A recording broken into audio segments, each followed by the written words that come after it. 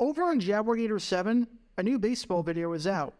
In this video, we talk about the player on the New York Mets who went on the greatest hitting streak of his life, all because his wife gave him some advice. Click the card in the upper right corner to watch. And now, on with our feature presentation. The Pittsburgh Steelers have drafted many great quarterbacks over their long and storied history, even if not all of them went on to have success with the Steelers necessarily. Of course, you have your usual suspects like Hall of Famer Terry Bradshaw and future Hall of Famer Ben Roethlisberger, but you've also got guys who went on and had long successful careers in the NFL, and even made a Pro Bowl under center with the Steelers, like Cordell Stewart and Neil O'Donnell. Plus, you've got quarterbacks who got drafted by the Steelers and wound up having tons of success elsewhere, like Hall of Fame quarterbacks Johnny Unitas and Len Dawson, the latter of whom you can learn more about by clicking the card in the upper right corner. And then, you've got this man right here that you've been watching this whole time, Bill Nelsen. Now, if you know Bill Nelsen best, it's probably not as a member of the Steelers, although they were the team that drafted him, but rather as a member of the Cleveland Browns, where when he was healthy, he was one of the best quarterbacks that the team ever had. In fact, some would argue that outside of Otto Graham, even though he's got competition with guys like Milt Plum, Bernie Kosar, and Brian Sight, that Bill Nelsen was the second best quarterback in the history of the Browns franchise, as when he was healthy, he was one of the top quarterbacks in all of football. He started 51 games for the team, went 34-16-1 under center, winning 2/3 of the games that he started, and in 1969, made it to the Pro Bowl after guiding the Browns to the NFL Championship while throwing for 2,743 yards, which was fourth in the league, and 23 touchdowns, which was second in the league, only one touchdown behind Los Angeles Rams quarterback Roman Gabriel for the NFL lead. He also had a 1968 season where he was named an AP second-team All-Pro and finished third in the MVP voting. Long story short, Nelsen was an awfully good quarterback, and is still remembered fondly more than half a century later by fans who watched him play. Heck, I already did a video about how good he was, so if you want to learn more about him and his career, particularly his time in Cleveland, you can do so by clicking the card in the upper right corner. But here's something that you might not know about Nelsen. When he got drafted by the Pittsburgh Steelers, it was in the most bizarre way possible, and I truly mean that. It's a crazy story full of lies and deception, full of a scouting staff betraying its head coach, and full of absolute incompetence by everyone all the way around. Because the fact that Nelsen even got a chance to play in the NFL and be one of the best quarterbacks in football is truly remarkable when you consider how his career started, as this is a situation that I promise you could never happen under any circumstances in today's NFL. Because this is the story behind what has to be, considering the circumstances, and considering the steps it took to get there, the craziest draft pick, bar none, in the history of the Steelers franchise. Before I talk about the actual process of the Steelers drafting Nelsen, we need some context to understand just who Bill Nelsen was in college, and why he was so highly touted by the Steelers. The year is 1962, and the number one team in all of college football is the USC Trojans, as they ended the season with a perfect record of 11-0, including a 42-37 victory over Wisconsin in the Rose Bowl to win the national championship, which was the first time in school history that USC ever finished a season ranked number one in the AP poll. And while there were many reasons for the success of the Trojans in what was easily their best season in program history at the time, one of the big ones was the play of the man that you've been watching this whole time, albeit with the Steelers. USC had two awfully good quarterbacks that would go on and have decade-long careers in the NFL, as they were stacked at the quarterback position. Both of them would get a considerable amount of playing time that season. One of them was Pete Beathard, who would eventually go on and get drafted second overall in the 1964 AFL draft by the Kansas City Chiefs. The other one? Bill Nelsen, who ended the season throwing 8 touchdown passes, which was the fourth most in the conference, the Athletic Association of Western Universities. And this was coming off of a 1961 season where he led the conference with 683 passing yards and 4 passing touchdowns. So in 1962, even though he was splitting time with Beathard under center, he doubled his passing touchdowns and maintained the same number of passing yards. On top of that, Nelsen was extremely smart with the ball. Over his career, he threw 15 touchdowns and just 10 interceptions. To have a touchdowns-interception ratio of 1.5 to 1 back then in 1962 is remarkable, as in the early 60s, it was the norm for quarterbacks to throw more interceptions than touchdowns. And in 1962, for Nelsen to have a ratio of 4 to 1 in that department spoke volumes. It's easy to see why Nelsen was projected to continue his career as a football player after college and get chosen by someone in the NFL draft. However, that team was not going to be the Pittsburgh Steelers. Not if head coach Buddy Parker had his way. Parker was a very good head coach, and there is no denying that. There's a reason he had success with 2 different franchises, and there's a reason that he won back-to-back NFL championships with the Detroit Lions in 1952 and 1953. However, he was a bit of an oddball, and had a weird way of doing things at times. This includes Parker quitting as the head coach of the Lions in 1957 at a banquet just days before the season started for his inability to control his players, which you can learn more about by clicking the card in the upper right corner. And when it came to the draft, Parker was both hands-on and hands-off at the same time. He was hands-on in the sense that he ordered his scouts and his team not to draft certain players, but was hands-off in the sense that, well, he wasn't there.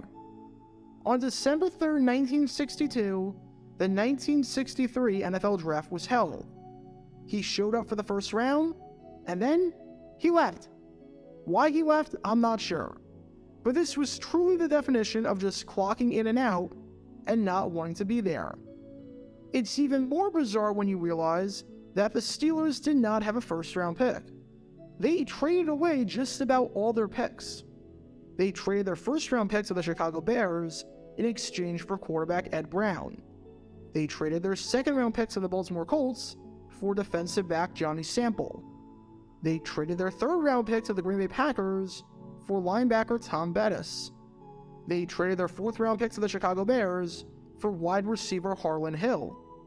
They had 2 fifth-round picks, and they traded both of them, trading one to the San Francisco 49ers for wide receiver John Burrell and wide receiver Donald Coffey, who never played a down in Pittsburgh, and trading the other one to the Los Angeles Rams for defensive tackle George Struger. They traded their 6th-round pick to the Chicago Bears for linebacker Ken Kirk.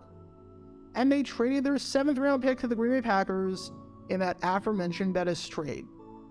Basically, this was the George Allen strategy before George Allen. This was the late 2010s, early 2020 Rams strategy on steroids. Pittsburgh wasn't even on the clock until pick number 108 in the 8th round. For some perspective, here's a chart showing how many times each team drafted in the first 107 picks.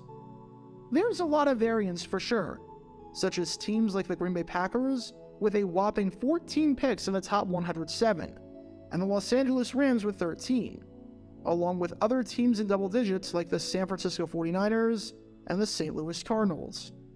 However, every team has at least 4 picks, with every team besides the Dallas Cowboys having at least 5 picks. That is, every team except for one, the Pittsburgh Steelers, with 0. So in Buddy Parker's eyes, it was important that the Steelers didn't waste what little premium picks they had, if you can even call them premium picks, on positions that they didn't need. And in Parker's eyes, they didn't need a quarterback. Yes, they were going to lose Bobby Lane heading into the next season, as Parker would encourage Lane to retire, since he fell off of a cliff and had no arm strength left by this point. But they still had their fair number of quarterbacks. they had Terry Nuffsinger as a backup, their 17th round pick from 1961, and they had two-time Pro Bowl quarterback Ed Brown, as in the man they traded a first-round pick for, as their starter. With that, Parker left the room to go home and told his assistants, no matter what, to not draft a quarterback. Draft any other position. Draft something that we need. Draft something that can make the roster and provide depth or even start for us in 1963. But no quarterback. Do not draft the signal caller. The instructions seem super clear. And to be fair to the assistants and the scouts and the men making the decisions, at first, they abided by that. In the 8th round, they drafted Stanford defensive tackle Frank Atkinson. And in the 9th round, they drafted Boston College offensive tackle Gene Carrington, who would never play a down in the NFL. But by the time that the 10th round rolled along, the Steelers noticed that Bill Nelsen, the USC quarterback that just helped guide the Trojans to a number 1 ranking going into the yet-to-be-played Rose Bowl against Wisconsin, was still on the board. He was still there for the taking. And that was a problem, because on one hand, Buddy Parker told his staff members specifically to not draft a quarterback. You have one job, and you have to abide by one rule. That's it. On the other hand, they loved Nelsen and viewed him as one of the better quarterbacks in the class, and didn't want to see him go to another team. Plus, we were in the 10th round, which is a complete crapshoot. Of the 14 picks in the 10th round from the previous NFL draft in 1962, 11 of them never even played in the NFL, and with the exception of Jim Skaggs, who started every game for the Philadelphia Eagles at right guard throughout the mid-60s, none of them really had any sort of career. Plus, this was pick number 136 that we were talking about. You're scraping the bottom of the barrel. I looked at the last 20 NFL drafts before this, so from 1943 to 1962, and looked at what pick number 136 did with the team that drafted him. Long story short, it wasn't a lot. If you got quite literally anything out of the 136th pick in the draft, it was a Christmas miracle. Here's a breakdown of the last 20 picks at pick 136 before this. Of the 20, 15 of them, or 75%, never even played a game in the NFL with the team that drafted them. These are guys like Lions center Jerry Archer, Giants tackle Howard Curry, Eagles back Jack Crabtree, and Cardinals back Chuck Spaulding, guys you'll probably never heard of in your life.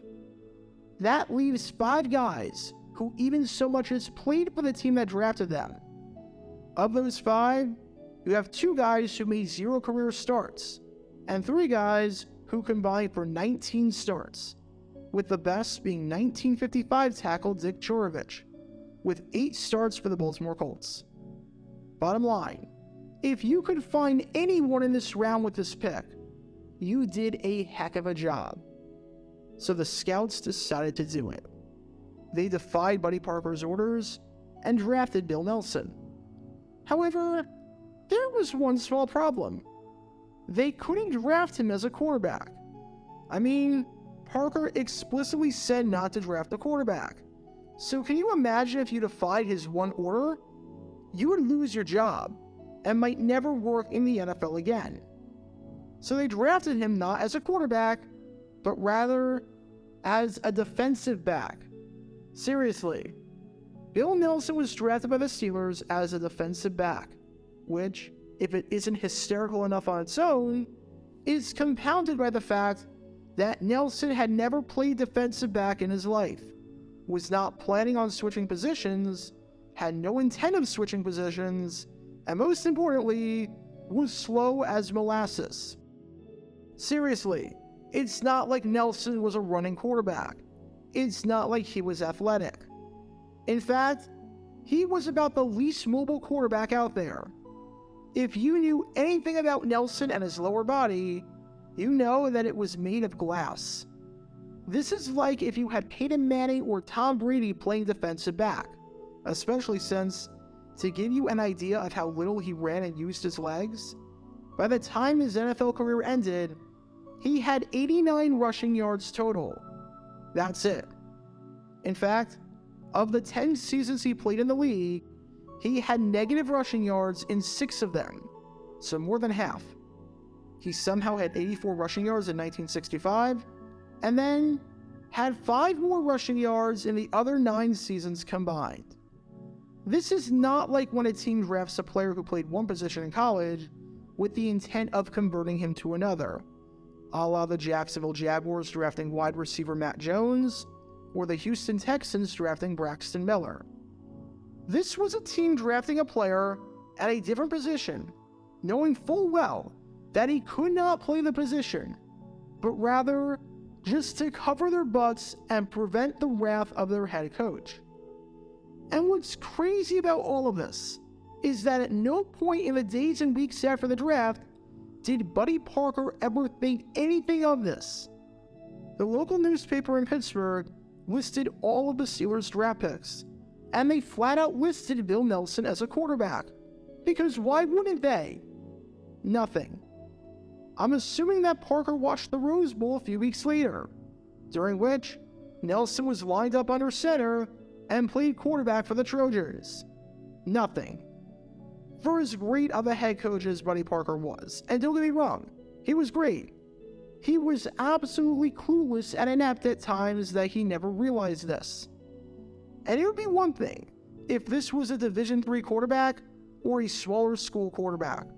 But nope, this was the quarterback of the #1 team in college football.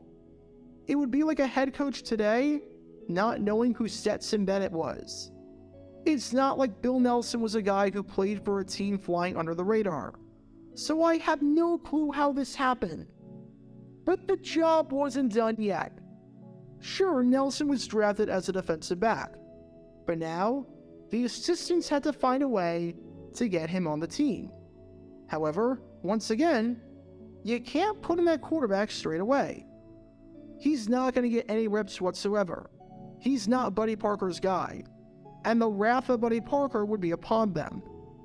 So seeing as he was listed as a defensive back, he entered training camp as an offensive back, even though, again, he had none of the skills required to play defensive back, and had never played defensive back in his life. And once camp started, and Nelsen was out there trying to cover the likes of great receivers like Buddy Dial and Gary Bowman, it was very clear that, shocker, he was not fit to play defensive back.